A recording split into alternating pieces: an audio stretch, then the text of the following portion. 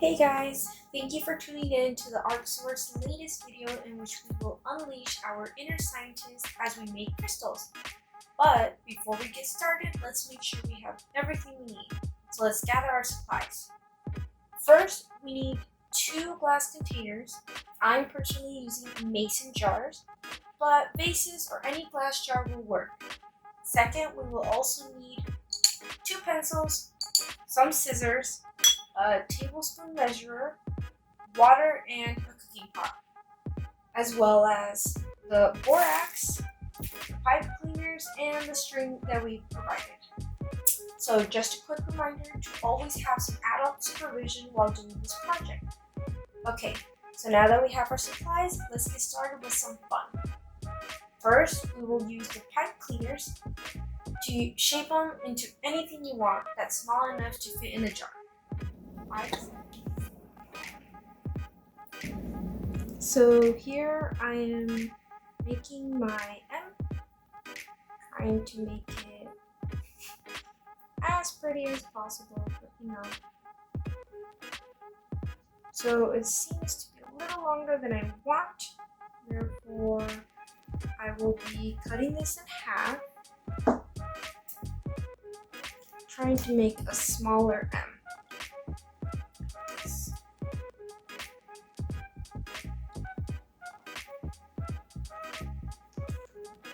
Okay. Alright. Okay. So I think I like it. So here's my M. Trying to keep it simple.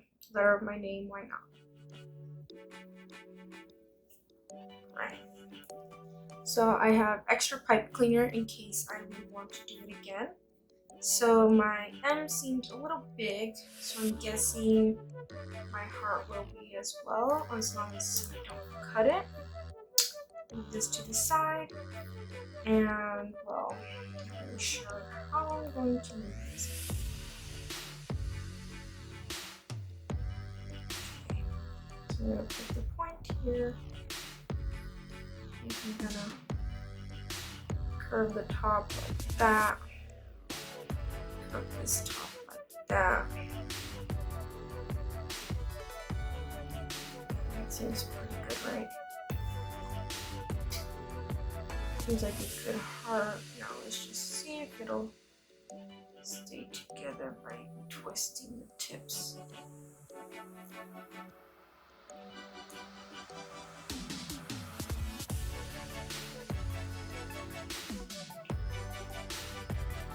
Alright, so there it is. So once we have both our shapes, we will grab our string that was given to us right here, and we will tie it to our pipe cleaners. So I'm going to tie my heart at the end of it here, just because I don't want it to mess with the other side. Okay.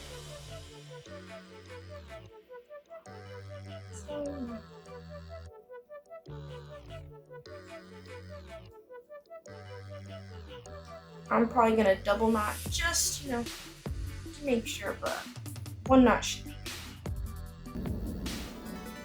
Okay, so the first one, the second one, tie this one right in the center, so grab it well.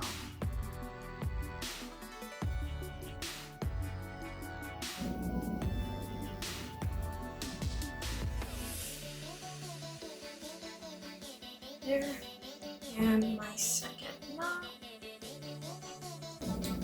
There's that. I'm just gonna kind of cut the end off so I don't have any extra string where it shouldn't be. Once we have both our pipe cleaners, we will grab our pencils. The 2 pencils that we needed, and tie it onto our pencils. We should use a jar so we get an idea as to how low we want it to go. Just wanted to go inside the jar and hang in there freely without touching any of the walls or the bottom of the jar. So probably around. Once again, I will double knot just as precaution.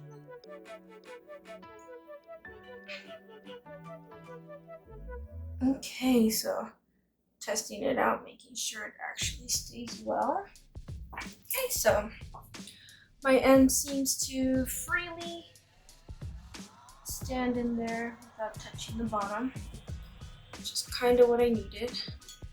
Alright, so now I grab my second one and also do the same thing. Make sure it hangs in there without touching any walls or the bottom. So I think that's a good one right there.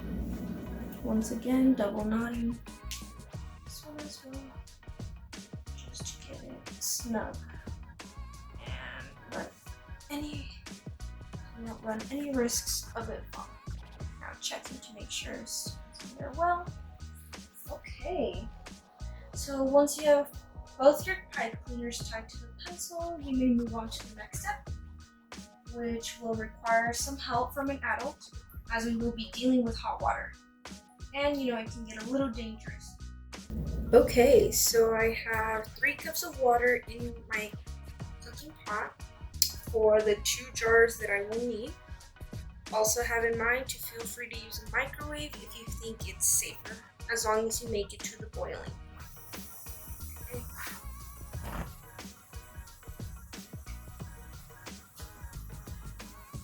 So for now, we're just going to let it heat up to the boiling point, and then we can get started with the rest.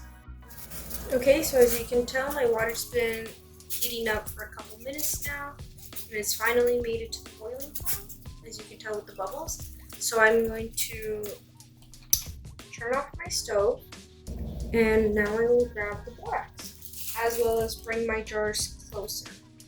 So each cup of water requires approximately 3 tablespoons of borax, and since I have 3 cups of water, I will be adding 9 spoons.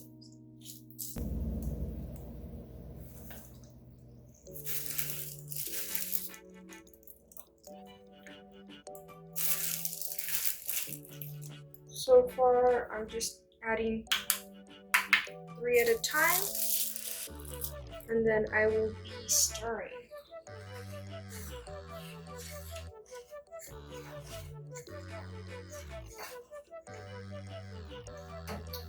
So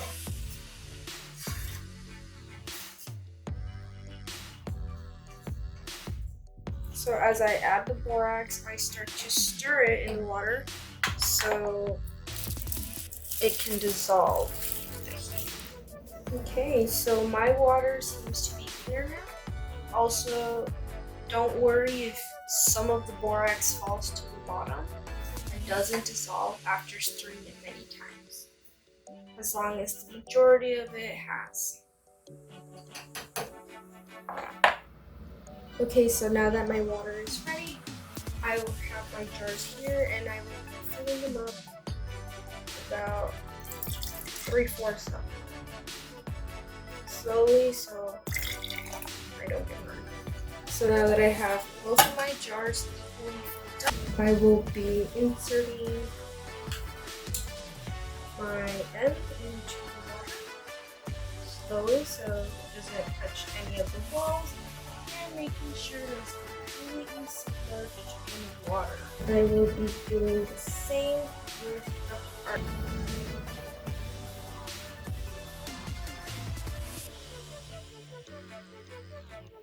It is recommended to leave overnight so the crystals can build over time. It's minimum of 12 hours, but the longer, the more crystals there will be. Now I just wait and check up on them tomorrow.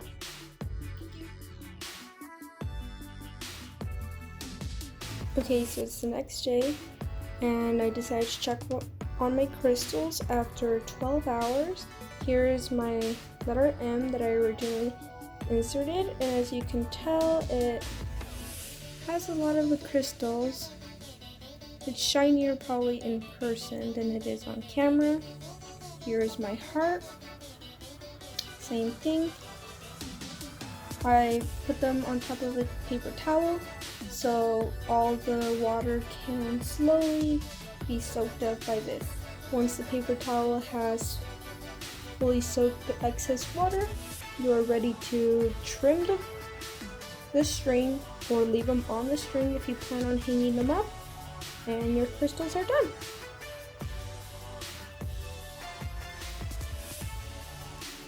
Once again, thank you for tuning in to the Art Source latest video, and feel free to tune in next week for our next project.